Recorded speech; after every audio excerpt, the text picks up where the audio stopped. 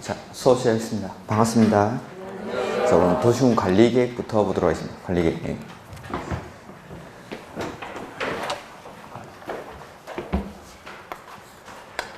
국토의 계획 및 이용에 관한 법률에서 첫 번째 계획 중에 광역도시계획이랑 기본계획을 썼죠. 광역도시계획은 둘 이상의 시, 군에서의 장기적인 발전 방향을 제시하는 계획. 그 다음에 나오는 게 도시, 군 계획이죠. 도시군 계획은 관할에서 수립하는 계획이죠. 그래서 특별시, 광역시, 특별자치시, 특별자치도, 시, 군을 하나의 단위로 해서 수립하는 계획입니다. 그 다음에 도시군 계획은 다시 둘로 나뉘는데 첫 번째가 도시, 군, 기본계획. 이 도시군 기본계획은 관할에서의 장기적인 발전 방향을 제시하는 계획. 그 다음에 도시, 군 관리계획이죠. 도시군 관리계획은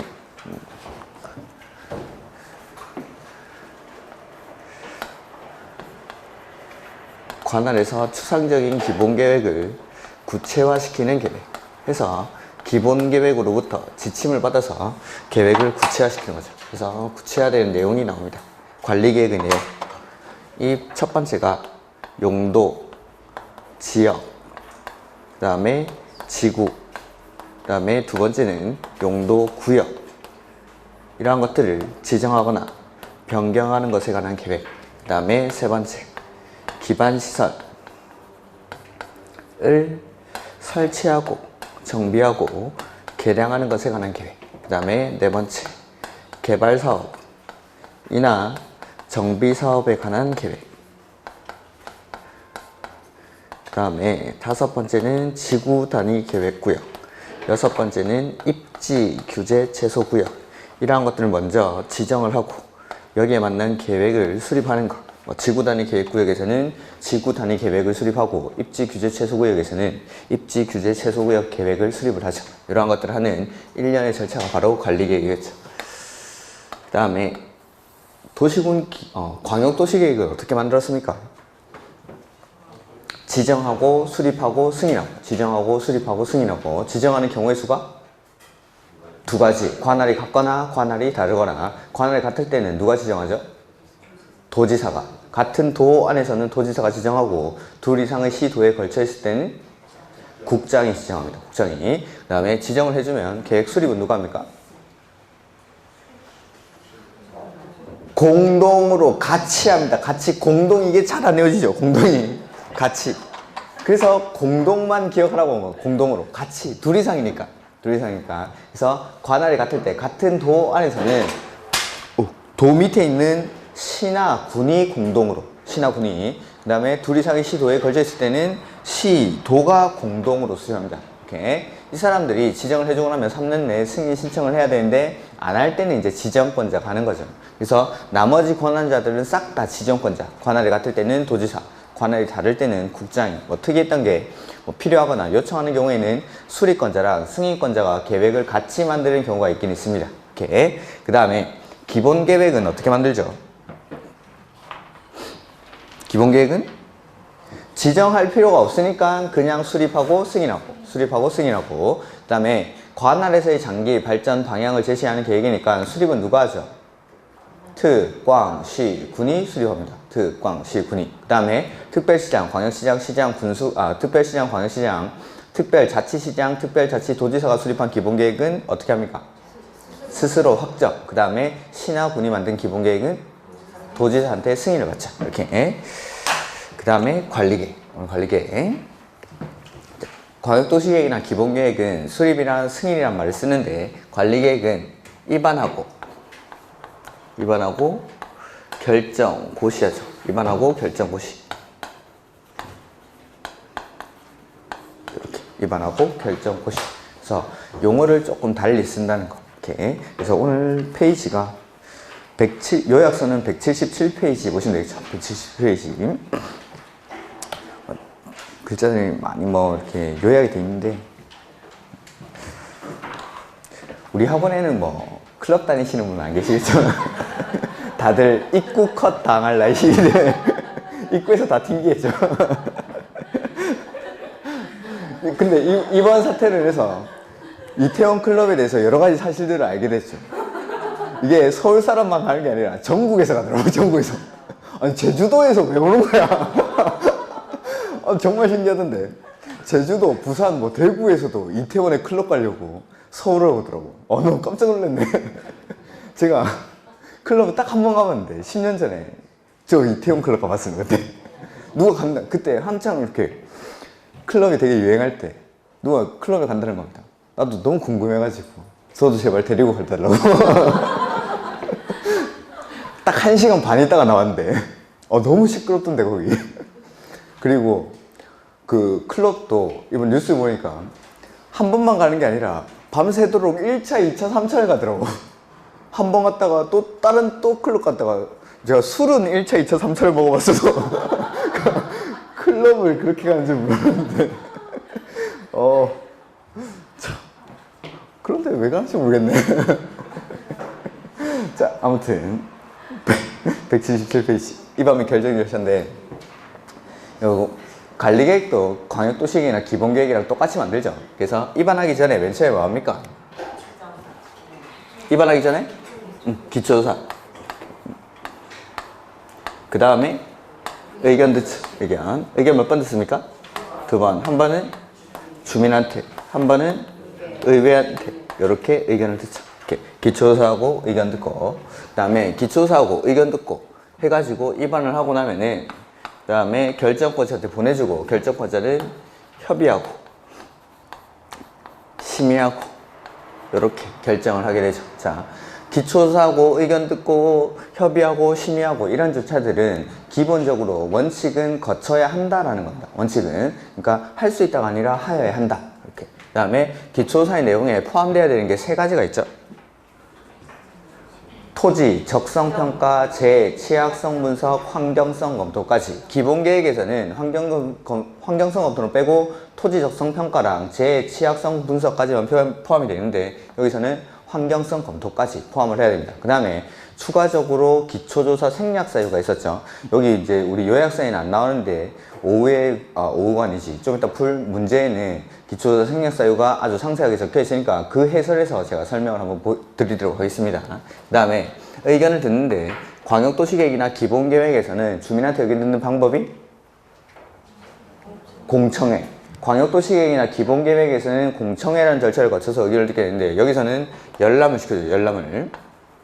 그래서 열람시켜주겠다라고 공고를 먼저 합니다. 공고를.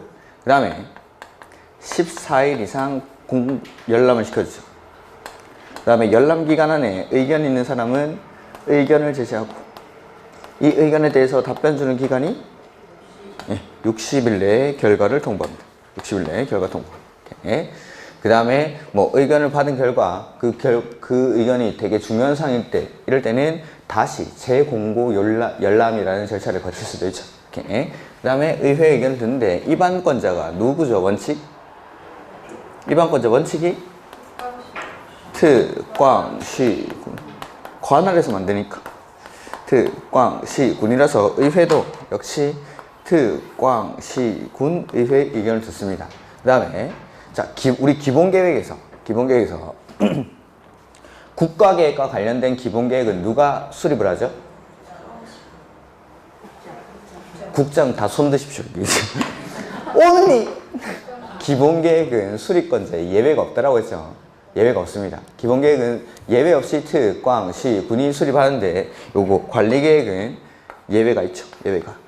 그래서 국장이 수립할 수도 있고 도지사가 수립할 수도 있죠. 국장이나 도지사. 그래서 국가계획과 관련돼 있을 때 이럴 때는 국장이 관리계획을 입안을 하고 그 다음에 2 이상의 시도에 걸쳐서 관리계획 결정이 필요할 때 이럴 때는 국장이 직접 입안할 수 있습니다. 그 다음에 3번째가 우리 책에 보면은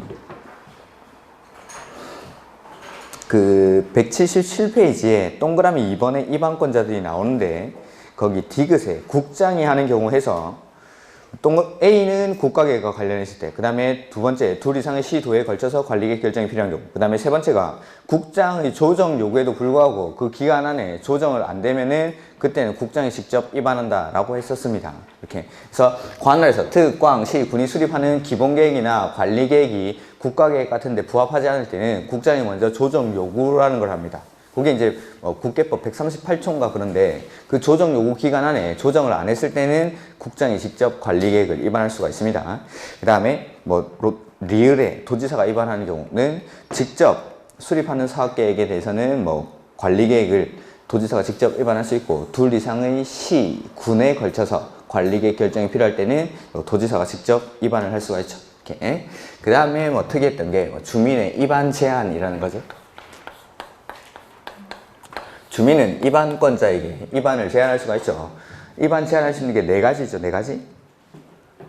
제한사, 니은에, 용, 산, 기, 지 해서 기반시설의 설치, 정비, 개량에 관한 사항, 그 다음에 지구단위 계획 구역의 지정 및 변경과 지구단위 계획의 수립 및 변경에 관한 사항, 그 다음에 개발 진행지구 중 공업 기능 또는 유통 물류 기능 등을 집중적으로 개발 정비하기 위한 개발진흥지구가 그 뒤에 나오는 산업유통개발진흥지구죠. 그러니까 산업유통개발진흥지구라는 말도 기억을 해야 되는데, 앞에 있는 거 개발진흥지구 중 공업기능 또는 유통물류기능을 집중적으로 개발 정비하기 위한 이런 것들, 이것도 좀 기억을 하십시오. 산업유통개발진흥지구로 안 나오고 앞에 걸로 나올 수도 있으니까.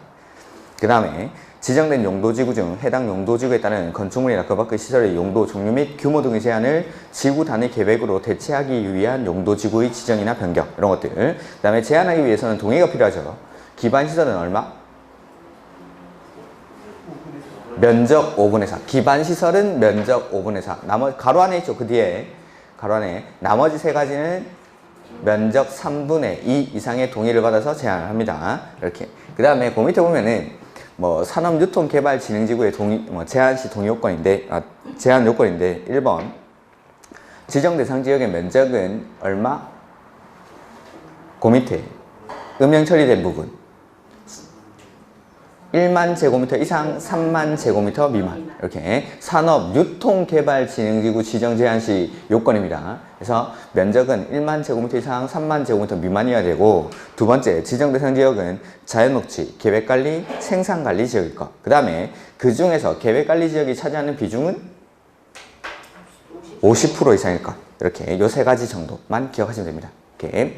그래서 산업유통개발진흥지구를 지정 제한하려고 할 때는 일단 면적은 1만 제곱미터 이상 3만 제곱미터 미만이어야 하고, 그 다음에 계획관리, 생산관리, 자연녹지 지역일 것. 그 다음에 세 번째는 뭐고, 계획관리 지역이 전체 면적에서 차지하는 비중이 50% 이하일 것. 이상일 것. 이상일 것. 요 세 가지 좀 기억하시면 되죠. 다음 페이지. 그 다음에 제안을 받은 입안권자가 답변을 주는 기간은 며칠이죠? 45일. 45일 내에 결과를 통보해야죠. 부득이한 경우에는 30일을 범위해서 연장할 수 있다, 이런 것들. 그 다음에 주민이 입안 제안했을 때 입안권자는 그 제안에 필요한 비용의 전부 또는 일부를 어떻게 할 수 있습니까? 부담시킬 수 있다. 비용은 전부 또는 일부를 부담시킬 수 있다라는 거죠. 그래서 참고 두 번째 거에 나오죠. 입안권자는 제안자와 협의해서 제안된 관리계획 입안 및 결정에 필요한 비용의 전부 또는 일부를 제안자에게 부담시킬 수 있다. 부담 가능해놨는데 부담시킬 수 있다. 이런 거죠. 그 다음에 기초조사 이런 것도 돼 있고, 그 다음에 주민의 의견 청취는 여기 아까 설명드렸던 14일 이상 열람을 시켜주고, 열람기간 안에 의견 제시하면은 그 의견에 대해서 답변 주는 기간이 60일. 그 다음에 니은의 예외에 보시면은 국방상, 국가안전보장상 기밀을 지켜야 할 필요가 있을 때는 의견 청취를 생략할 수가 있고, 그 다음에 경미한 사항일 때도 의견 청취를 생략할 수가 있습니다.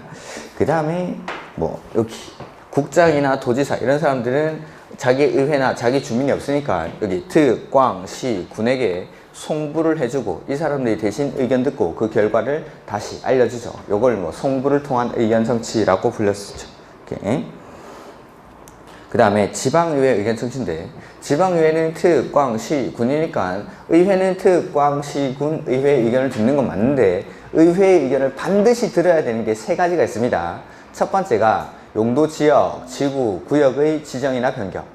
용도지역, 지구, 구역의 지정이나 변경. 그 다음에 두 번째는 광역도시계획에 포함된 광역시설의 설치, 정비, 개량에 관한 사항.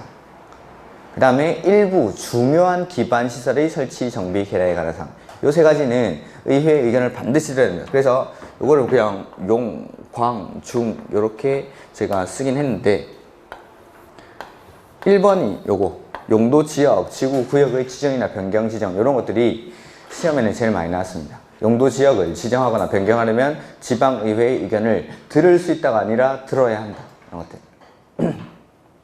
오케이. 그 다음에 이렇게 입안하고 나면 이제 결정 신청을 하죠. 결정권자. 관리 결정권자는 원칙 누구죠? 시, 도, 대도시. 시, 도, 대도시. 오케이. 근데 예외적으로 국장이 관리계획을 결정하는 경우가 있죠. 첫 번째가 국장이 입안한 거. 국장이 입안한 거. 두 번째는 개발, 제한, 구역. 그 다음에 세 번째 시가와 조정구역이 어떨 때? 국가계획과 연계하여 시가와 조정구역의 지정이 필요한 경우에는 국장이 결정하죠. 그 다음에 수산자원보호구역은 해양수산부 장관이 결정합니다. 해양수산부 장관이. 그래서 결정 신청해 보시면은 결정 신청, 입안권자가 결정권자한테 신청을 하고 그 팁에 국장만 결정하는 사항 해서 1번 국장이 입안한 관리계획, 그 다음에 두 번째는 개발제한구역, 그 다음에 시가와 조정구역이 국가계획과 연계된 경우 이렇게, 그 다음에 수산자원보호구역은 해양수산부 장관이 한다라고 돼 있죠. 그 CF 해가지고 부치 이런 거 볼 필요 없습니다. 예전에는 입지규제 최소구역을 국장만 결정하다가 지금은 결정권자가 결정한다라는 내용이 거기 써져 있는 겁니다. 그 다음에 이 결정권자가 결정하기 전에 협의랑 심의를 하는데 지방이 협의할 때는 지방이랑 국장이 협의할 심의할 때는 중앙이랑 한다라는 내용이 그 밑에 써져 있는 거죠. 그래서 국장이 결정할 때는 관계 중앙행정기관의 장이랑 협의하고 중앙도시계획위원회의 심의를 거치는데 시, 도, 대도시가 결정할 때는 관계 행정기관의 장이랑 협의하고 지방도시계획위원회의 심의를 거친다라는 내용. 그 다음에 여기 우리 노트에 요 책에는 안 나있는데 이 협의를 국장과 하는 경우가 있었습니다. 국장과 하는 경우 우리 노트에는 써놨습니다. 제가. 그래서 첫 번째는 국장이 입안해서 결정한 관리계획을 시도지사가 변경할 때 이럴 때는 협의를 국장과 합니다. 그 다음에 광역도시계획과 관련해서 시도지사가 결정하는 도시군 관리계획 이렇게. 그 다음에 세 번째가 개발 제한구역이 해제된 이후 최초로 결정되는 도시군 관리계획. 요 세 가지 다시 해보면은 국장이 입안해서 결정한 관리계획을 변경할 때 국장이 입안해서 결정한 거를 시도지사가 변경하니까 국장한테 물어보고 변경하라는 겁니다. 그 다음에 광역도시계획과 관련해서 도시계획과 관련해서 시도지사가 결정하는 거. 이렇게 시도지사가 입안한 도시군 관리계획. 광역도시계획과 관련해서 시도지사가 입안한 관리계획을 변경할 때는 국장한테 물어보고, 그 다음에 세 번째가 개발 제한 구역이 해제되고 해제 이후 최초로 결정되는 도시군 관리계획. 요 세 가지는 협의를 국장과 합니다. 국장과. 그 다음에 요 심의를 건축위원회랑 공동심의하는 경우는 우리 책에 나와 있죠. 보시면 그 맨 밑에 178페이지 CF 해가지고 지구 단위 계획 결정인 경우에는 지구 단위 계획 전부에 대해서 시도 건축위원회와 도시계획위원회가 공동심의한다라고 되어 있죠. 그래서 지구 단위 계획에 대해서 결정할 때 요거 시도지사가 결정할 때는 건축위원회랑 도시계획위원회가 공동심의를 합니다. 공동심의 이런 것들.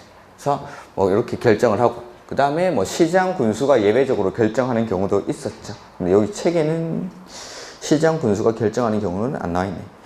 지구 단위 계획에 대해서 시장 군수가 입안한 거는 시장 군수가 직접 결정합니다. 지구 단위 계획에 대해서 요거 관리계획 5번 요거 지구 단위 계획구역의 지정이나 지구 단위 계획의 강상 요거 시장 군수가 입안하면 시장 군수가 직접 결정하죠. 그 다음에 기존의 용도 지구에서의 행위 제한 등을 지구 단위 계획으로 대체하기 위한 사항 이런 것들도 시장 군수가 직접 결정할 수가 있습니다.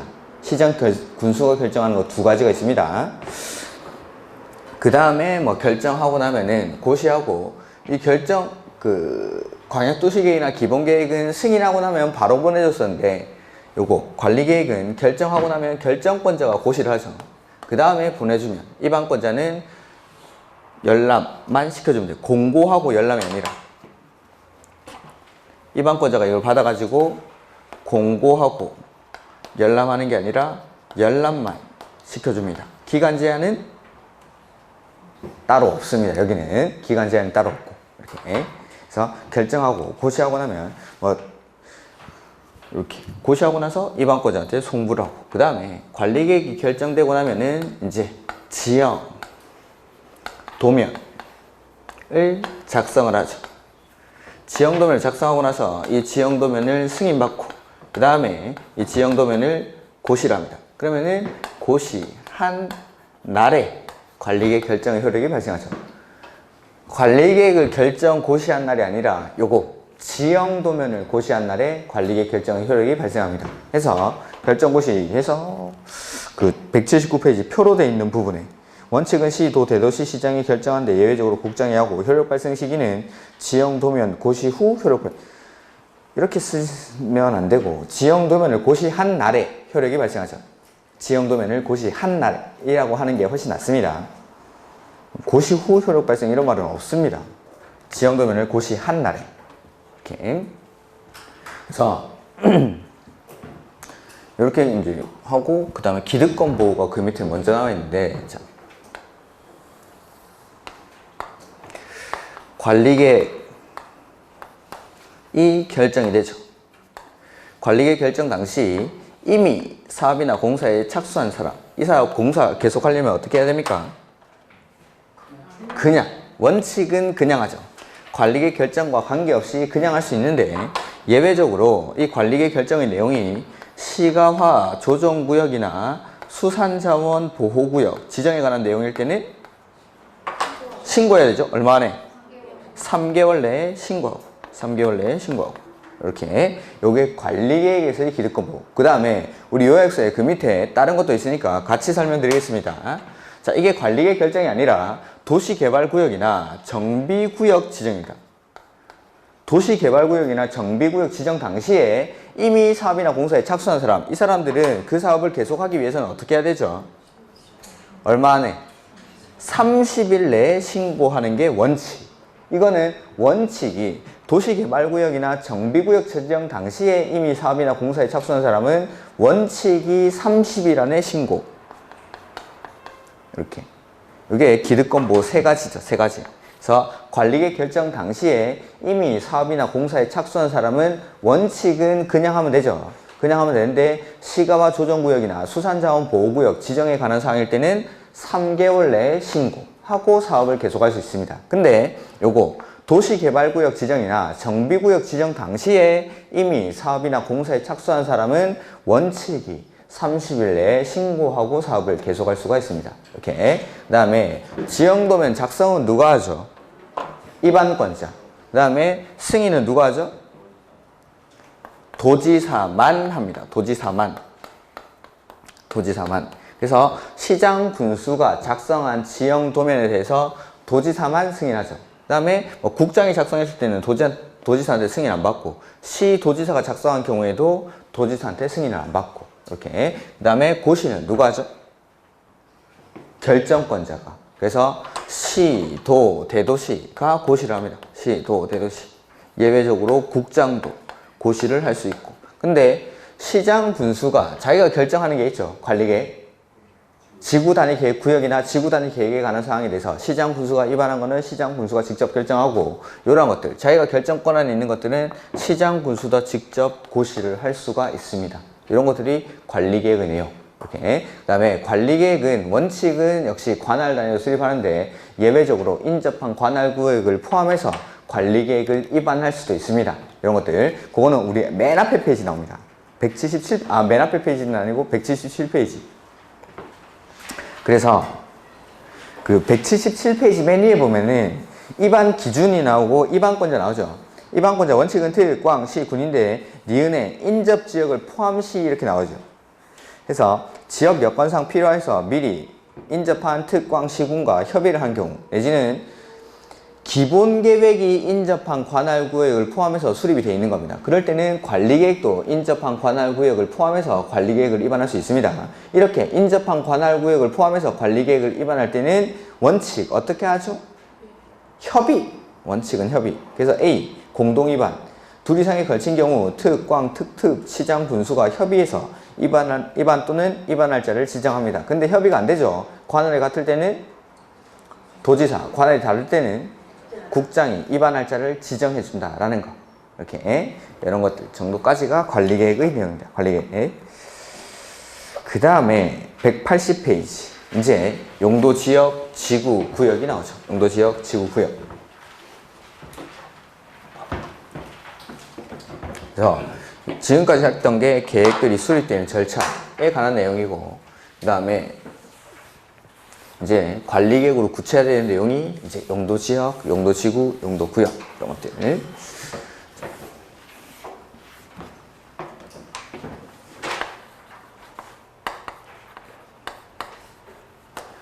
용도 지역인데 용도 지역은 이렇게 해서 지역, 지구, 구역 중에 지역이 가장 넓은 개념이니까 지역은 관할, 토지의 전부입니까? 일부입니까?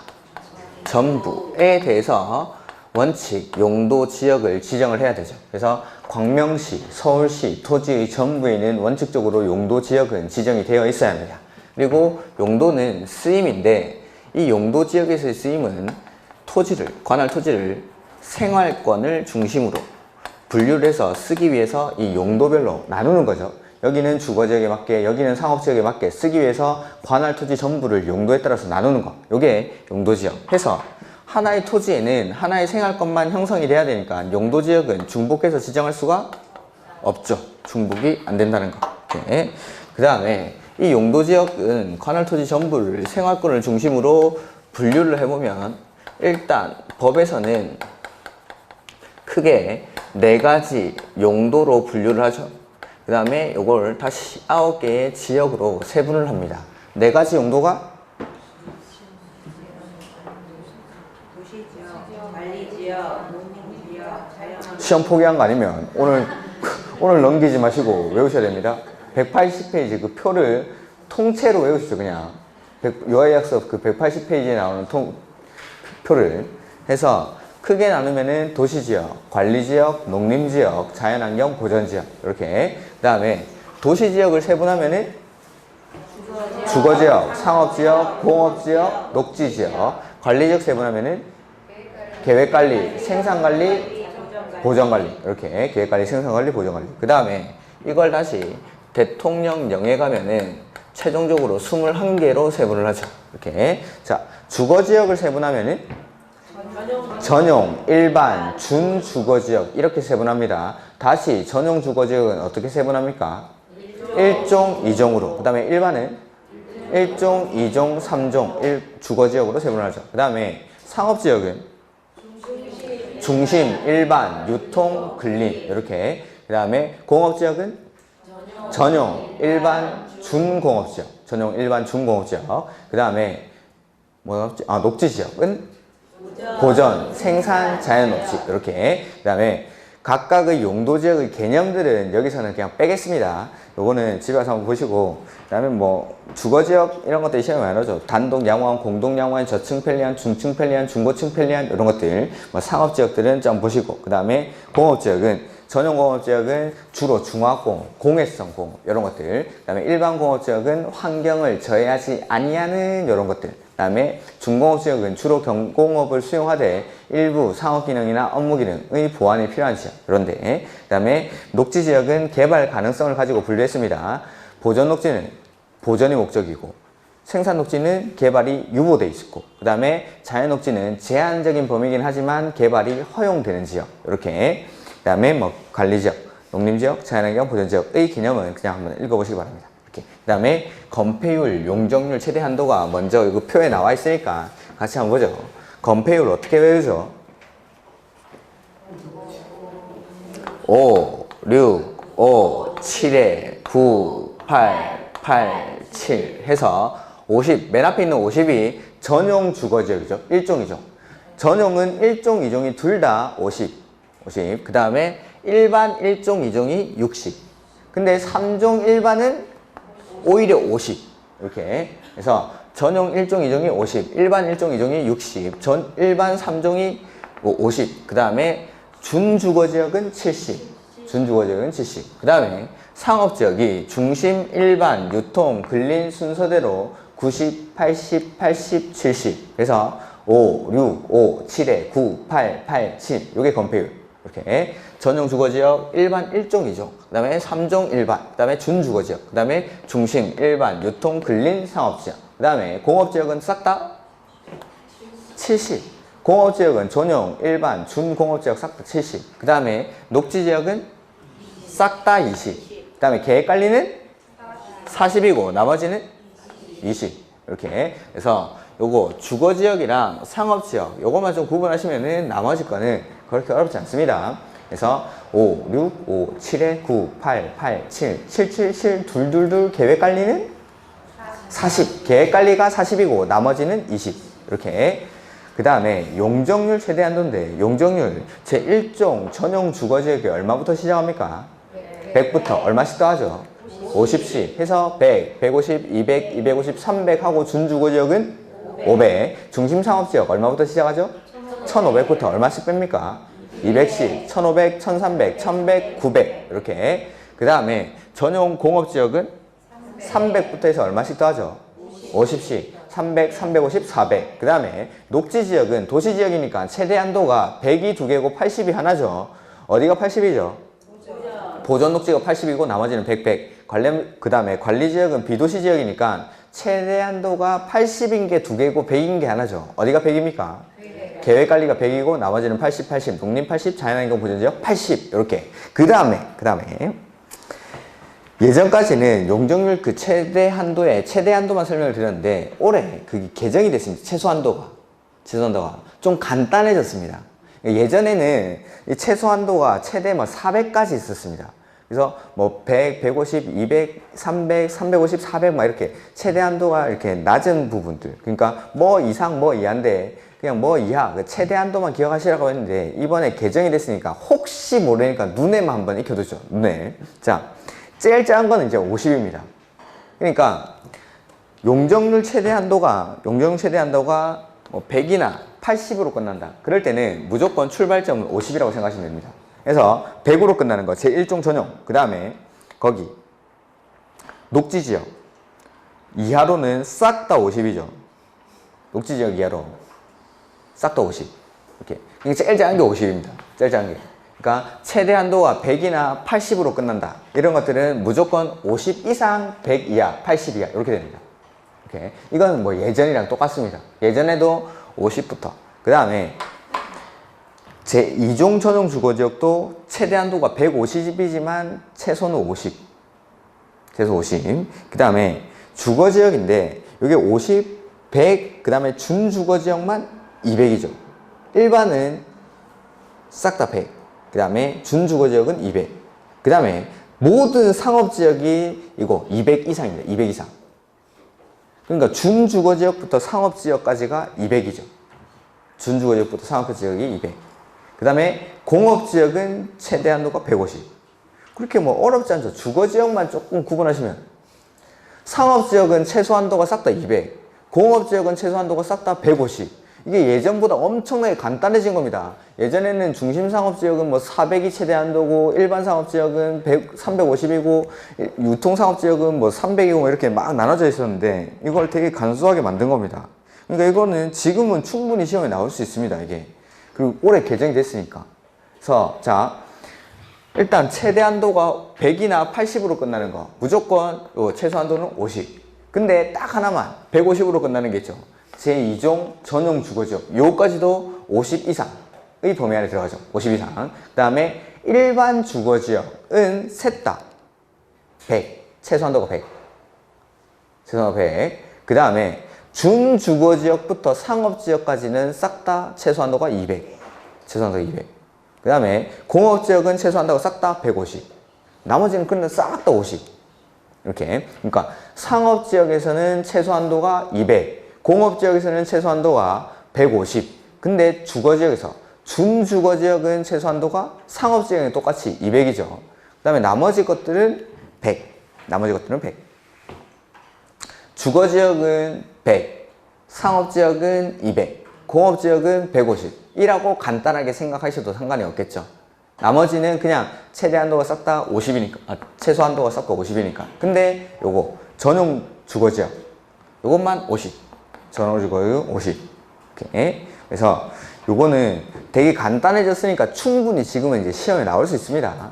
간단해졌어. 예전에는 되게 복잡해가지고 그냥 보지 말라고 했었는데, 일반 주거지역은 최소 한도가 100, 상업지역은 200, 공업지역은 150, 나머지는 50.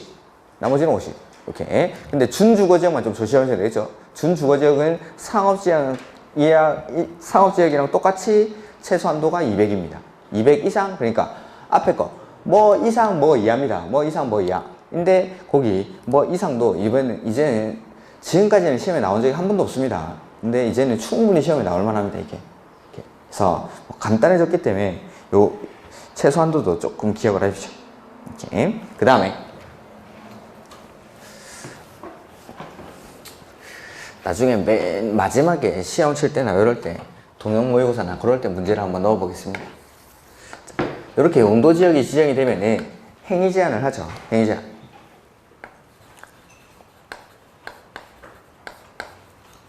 그 행위 제한 세 가지가 첫 번째는 건축 제한. 그 다음에 나머지 행위 제한들이 방금 했던 건폐율이랑 세 번째 용적률 이런 것들. 이렇게. 자, 건축 제한 원칙 어디서 규정하죠?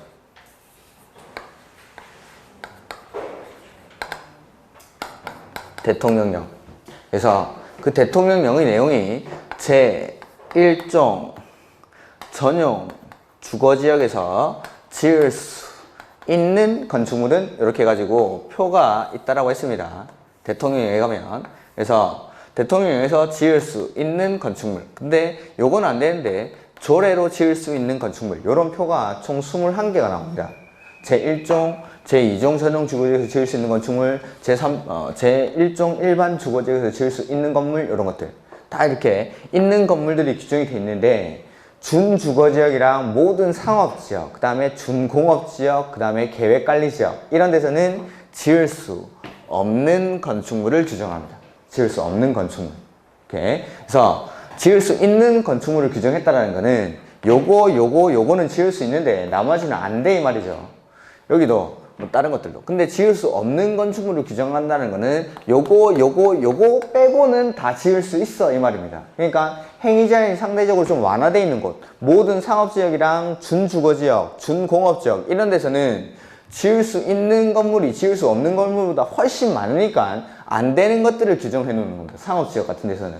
그래서 안 되는 거 규정해 놓고 요거 빼고는 다 지을 수 있다라고 규정을 하는 거죠. 이렇게. 근데 보통은 요 지을 수 있는 건축물들을 규정합니다. 제1종 일반 주거지역에서는 이거 지을 수 있어. 제1종 전용 주거지역에서는 이거 지을 수 있어. 말은 나머지는 안 된다. 나머지는.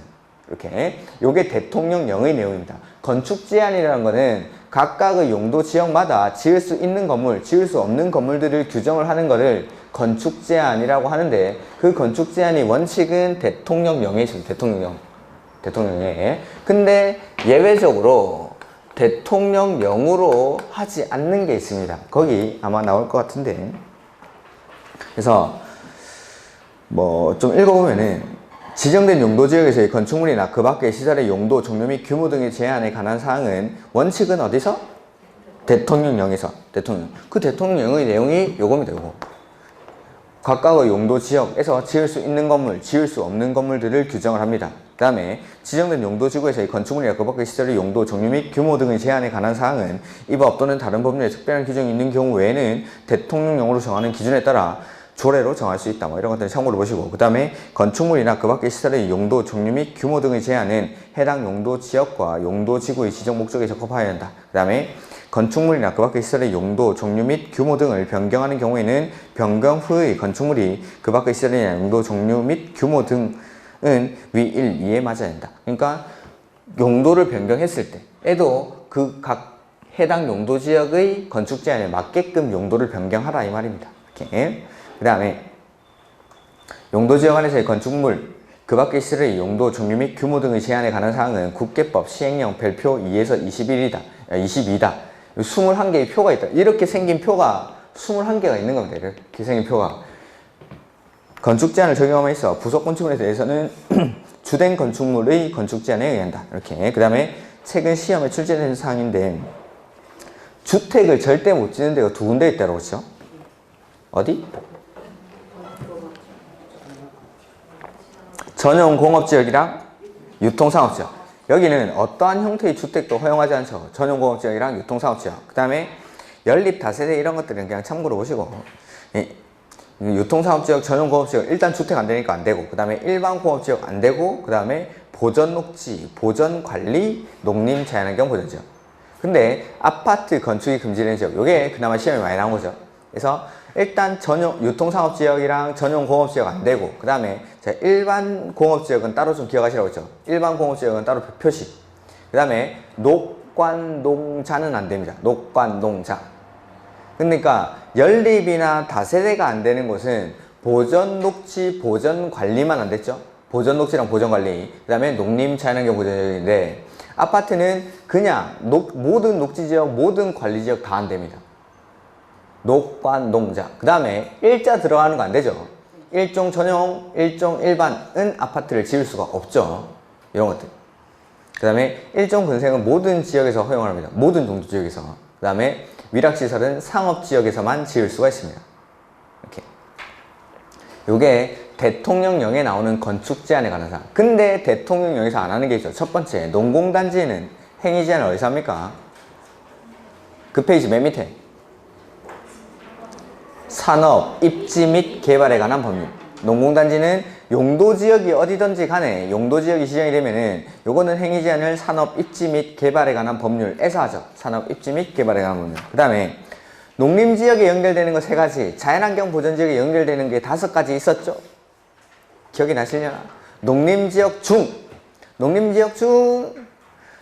농지법, 농업진흥지역, 보전산지, 초지는 각각 요거 농지법, 산지관리법, 초지법에서 행위 제한을 합니다. 제가 우리 책에 보면은 기본서에 보면은 표가 있을 거고 뭐 첫 번째 농공단지는 산업 입지 및 개발에 관한 법률에서 한다라고 돼 있고 그 다음에 농림지역 중 이렇게 돼 있고 그 다음에 그 밑에 깔에 자연환경 보전지역 중 이렇게 돼 있습니다. 그래서 제가 여기 뒤에 거는 됐으니까 앞에 거 요것만 표시를 하라고 했습니다. 요것만. 그래서 농림지역에 연결되는 게 3가지가 있고 자연환경 보전지역에 연결되는 게 5가지가 있습니다.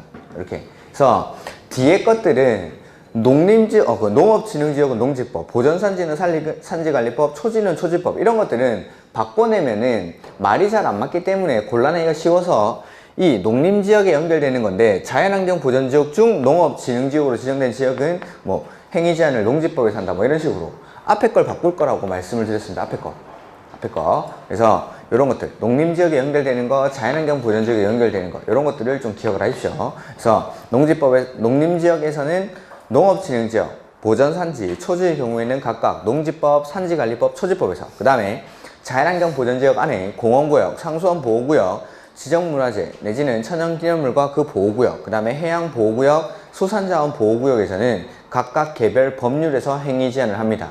건축 제한을 원칙 대통령령에서 해야 되는데 이러한 곳에서는 대통령령으로 하지 않고 개별 법률에서 행위 제한을, 건축 제한을 하겠다라는 내용이죠. 이렇게. 그 다음에 뭐 개발진흥지구는 용도지구에서 보면 되니까. 그 다음에 용도지역 지정의 특례. 자, 용도지역 지정할 때 어떻게 지정하죠? 용도지역 지정 어떻게 합니까? 관리계획으로 해서 이렇게 21개의 용도지역을 지정할 때는 원칙은 입안, 결정, 고시라는 절차를 거쳐서 용도지역을 지정을 해야 되죠. 입안, 결정, 고시. 근데 입안에서 결정까지를 생략하는 특례가 있고 입안, 결정, 고시를 싹 다 생략하는 특례가 있죠. 첫 번째, 입안에서 결정까지를 생략하는 특례가 공유수면 매립지에서의 특례 해서 매립 목적이 이웃하고 있는 용도지역의 내용과 어떻죠?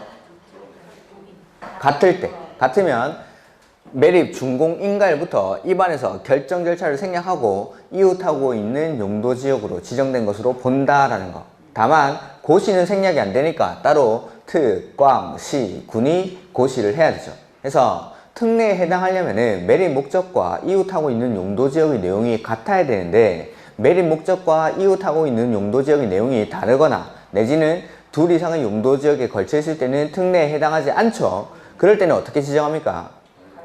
다시 관리계획으로, 원칙으로 요게 입안에서 결정까지를 생략하는 공유수면 매립지에서의 특례죠. 공유수면 매립지에서의 특례. 그 다음에 가로 2번에 요거는 가로 2번, 가로 3번은 입안, 결정, 고시를 싹 다 생략하는 특례죠. 입안, 결정, 고시를 싹 다 생략하는 특례. 그 중에서 첫 번째 도시지역으로 보는 특례가 있죠.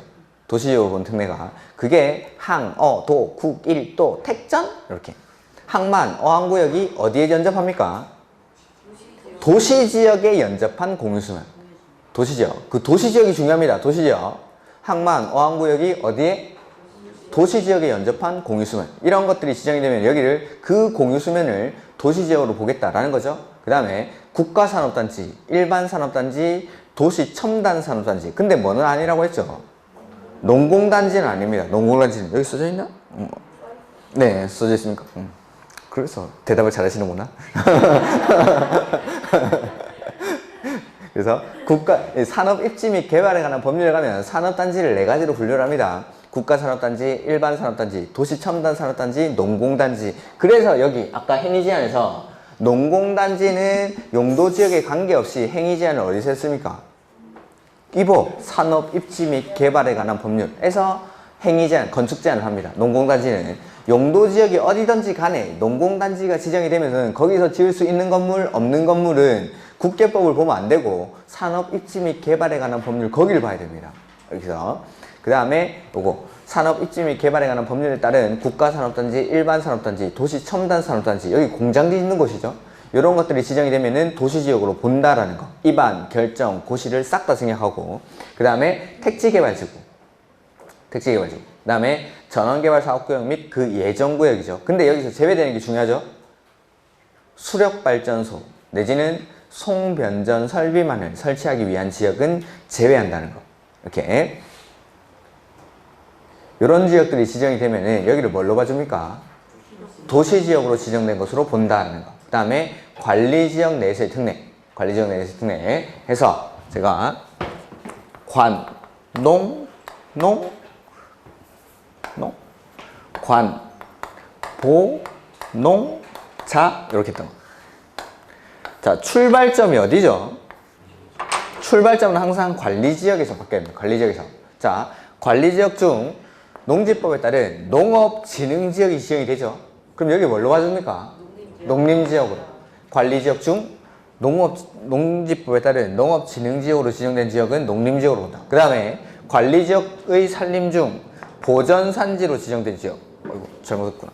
보전산지로 지정된 지역은 농림지역 또는 자연환경 보전지역으로 본다. 이렇게. 그래서 관리지역 내에서의 특례입니다. 이 출발점이 항상 관리지역. 관리지역에서 바뀌어야 돼요. 관리지역에서. 앞에 거 이걸 바꿀 겁니다. 이거. 관리지역에서. 관리지역에서 농지법에 따른 농업진흥지역으로 지정된 지역은 농림지역으로 보고 그 다음에 관리지역에서 산지관리법에 따른 보전산지로 지정된 지역은 농림지역으로 본다는 틀렸습니다. 이거 농림지역이 될 수도 있고 자연환경 보전지역이 될 수도 있고 이렇게 또는이니까 농림지역 또는 자연환경 보전지역으로 본다. 이게 관농농, 관보농장 이렇게. 자, 그 다음에 용도지역이 지정이 하나도 안 돼 있죠. 용도지역이 지정이 안 되면 거기를 뭘로 어떠한 지역의 행위제한을 받습니까? 자연환경 보전지역. 가장 센 곳. 용도지역이 아예 지정이 안 돼 있을 때는 21개의 용도지역 중에 행위제한이 가장 센 자연환경 보전지역. 그 다음에 도시지역까지는 지정이 돼 있는데 이게 세분이 안 돼 있습니다. 그러면 어디? 보전녹지죠. 보전녹지. 도시지역 중에 가장 센 보전녹지. 그 다음에 관리지역까지만 지정이 돼 있고 세분이 안 돼 있을 때는 보전관리. 다 보전자 들어가는 거. 용도 지역이 미지정돼 있을 때는 자연환경 보전 지역의 행위 제한을 받게 되고, 그 다음에 도시 지역까지만 지정이 돼 있고 여기 세분이 안 돼 있을 때는 보전 녹지, 그 다음에 관리 지역이 세분이 안 돼 있을 때는 보전 관리, 이렇게. 그 다음에 도시 지역에서 적용하지 않는 규정이 두 가지가 있죠. 접도구역이랑 농지증. 접도구역이랑 농지증. 도시 지역에서는 접도구역이랑 농지증에 관한 규정을 적용하지 않습니다. 다만 농지증은 다만 얘가 있죠. 녹지지역 안의 농지로서 도시군 계획 시설 사업에 필요하지 아니한 농지는 그러하지 아니하다. 그래서 그걸 헷갈리실까봐 주위에다가 써놨죠.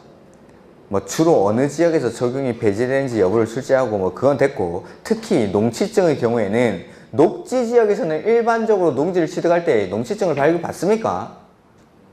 네. 네. 그러니까 도시 지역에서는 농지증에 관한 규정을 적용하지 않죠. 근데 그 도시 지역 중에 주거 지역, 상업 지역, 공업 지역에 있는 농지를 취득할 때는 농지증을 적용하지 않습니다. 다만 녹지 지역에 있는 농지를 취득할 때는 원칙적으로 농지증을 받아야 됩니다. 거기 밑에 써놨죠. 녹지 지역은 일반적으로 적용하고, 그러니까 적용을 하니까 녹지 지역에 있는 농지는 일반적으로 농지증을 취득해야 농지를 취득할 수 있는데, 도시군 계획 시설 사업 시에만 농지증을 적용하지 않은, 그러니까 도시군 계획 시설 사업에 필요한 농지에 대해서는 그러하지 아니하다. 이렇게. 그래서 녹지 지역에 있는 농지를 취득할 때, 도시 지역인데 주거 지역, 상업 지역, 공업 지역, 녹지 지역 이렇게 있습니다. 자, 주거 지역에 있는 농지, 상업 지역에 있는 농지, 공업 지역에 있는 농지를 취득할 때는 농지증을 발급받습니까? 안 받습니까? 안 받습니다. 이거는 농지증을 적용하지 않으니까. 다만 녹지 지역에 있는 농지를 취득할 때는 발급받아야 됩니다. 근데 여기가 녹지 지역 중에 요렇게 도시군 계획 시설 부지입니다. 여기가 공원을 설치한다든지 요 안에 있는 농지를 취득할 때는 발급을 받을 필요가 없다 이 말입니다. 도시군 계획 시설 사업에 필요한 농지, 요거는 그러하지 않아요. 이렇게. 그래서 주, 상, 공에 있는 농지를 취득할 때는 농지증을 발급받을 필요가 없는데, 녹지 지역에 있는 농지는 농지증을 발급받아야 됩니다. 다만 녹지 지역에 있는 농지로서 도시군 계획 시설 사업에 필요한 농지, 요거는 농지증을 발급받을 필요가 없다라는 거. 이렇게. 요까지가 용도 지역, 용도지역. 이렇게. 그 다음에 용도지구인데, 용도지구는 좀 시간이 어중간하니까 좀 쉬었다 하자. 이렇게.